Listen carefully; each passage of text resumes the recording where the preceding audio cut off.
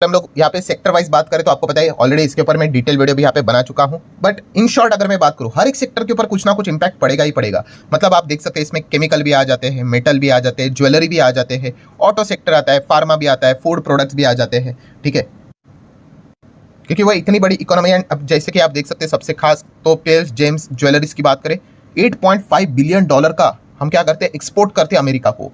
इतना बड़ा बिजनेस चलता है। देन फार्मा सेक्टर की बात करें तो $8 बिलियन से ज़्यादा का एक्सपोर्ट करते हैं हम अमेरिका को।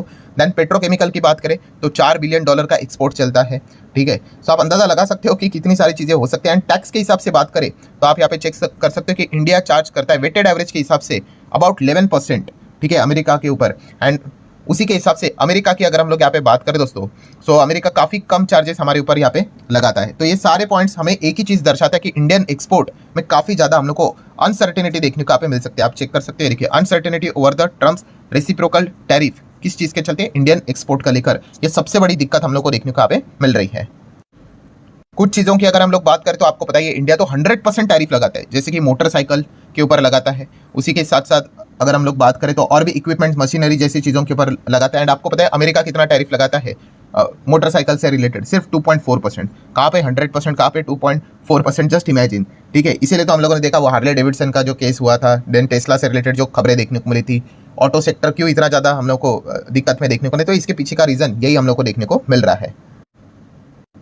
सो जैसे कि आपको पता है इसका सॉल्यूशन क्या रहेगा कि यस, अमेरिका जो सामान हमें एक्सपोर्ट करता है, मतलब हमारे देश में जो इंपोर्ट करता है आता है, ठीक है, उसके ऊपर टैक्स को यहाँ पे कम किया जाए। मतलब क्या कंक्लूजन कि अमेरिका का सामान हमारे देश में सस्ता हो सकता है। तो इसमें अगर देखा गया तो लगभग $42 बिलियन का सामान अमेरिका से हमारे देश में यहाँ पे आता है, जिसमें क्या क्या चीज़ें हम लोग को देखने को मिल सकती है, would products. So would products हम कह सकते हैं अभी विदेश से आने वाला सामान, अमेरिका से आने वाला सामान सस्ता हो सकता है।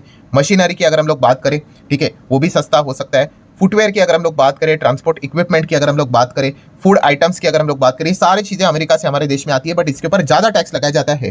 तो शायद से सरकार इस चीज़ के ऊपर टैक्स अभी घटाना स्टार्ट कर दे। ठीक है, तो ये सारी जो चीज़ें हम लोग को देखने को मिल रही है वो हमारे डोमेस्टिक मार्केट में कंपटीशन बढ़ा देगी। ठीक है, तो डोमेस्टिक लेवल पे अगर आप कोई इस सेगमेंट वाली कंपनीज को स्टडी कर रहे हैं, वुड प्रोडक्ट से रिलेटेड या फिर machinery, footwear, transport equipment, food item से रिलेटेड, तो ज़रूर आप लोगों ने थोड़ा सा इसको डिटेल में यहाँ पे और स्टडी फर्दर यहाँ पे करना चाहिए।